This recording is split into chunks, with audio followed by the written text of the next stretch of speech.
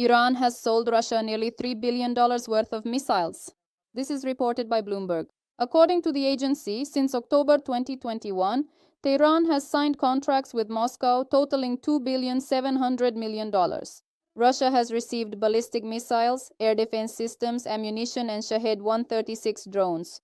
Russia's total spending on Iranian weapons since the end of 2021 amounts to more than $4 billion. According to the authors of the Arsenal project, the Russians had long been begging Iran for missiles. At that time, Defense Minister Shoigu visited Iran in September of last year and persistently inquired about local military developments. At that time, according to media reports, the Russians received the Fast 360 missile. This is a ballistic missile. It was developed as a smaller version of the Fateh. The Iranians claim that the accuracy of the Fast 360 missile is about 30 meters from the target. But those same Iranians claimed that the Emad missiles had a margin of error of 50 meters. However, after Tehran's April attack on Israel, experts concluded that the actual margin of error is at least a kilometer.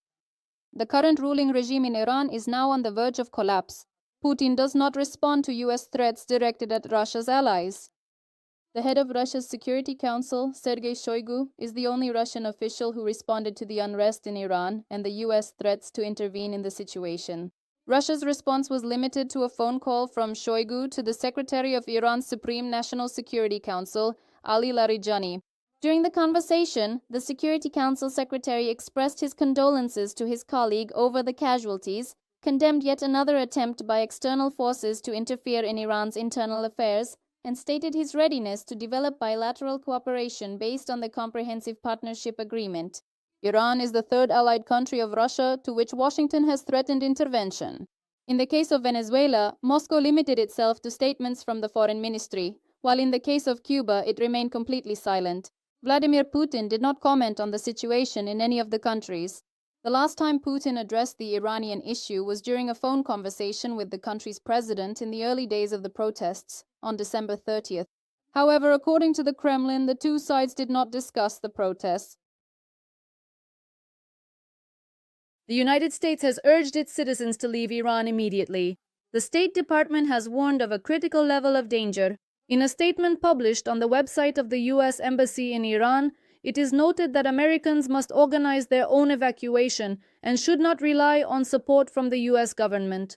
According to the State Department, the situation in the country is rapidly deteriorating. Mass unrest is intensifying, authorities are blocking the internet, roads are being closed, and public transportation is being restricted. U.S. citizens who are unable to leave Iran are advised to find a safe shelter, avoid publicity, prepare supplies of water, food, and medicine, and have alternative means of communication due to the complete shutdown of the internet. Such emergency warnings and the evacuation of diplomats often precede a sharp escalation of conflicts or possible military intervention. Donald Trump announced the introduction of tariffs of 25% against all countries cooperating with Iran. At the same time, according to the news agency Axios, the US president is leaning toward launching a strike against Iran as punishment for the regime's killing of protesters. According to the Harana Group, at least 500 people may have died in Iran as a result of anti-government protests.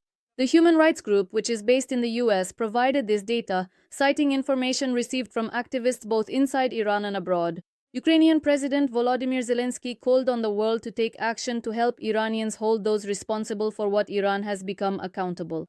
According to the Ukrainian leader, what is happening in Iran, the large-scale protests and in fact an uprising, is a clear signal that the situation in Russia will not become any easier. Every decent person on this planet sincerely wants the people of Iran to finally be freed from the current regime, which has brought so much harm to Ukraine and other countries.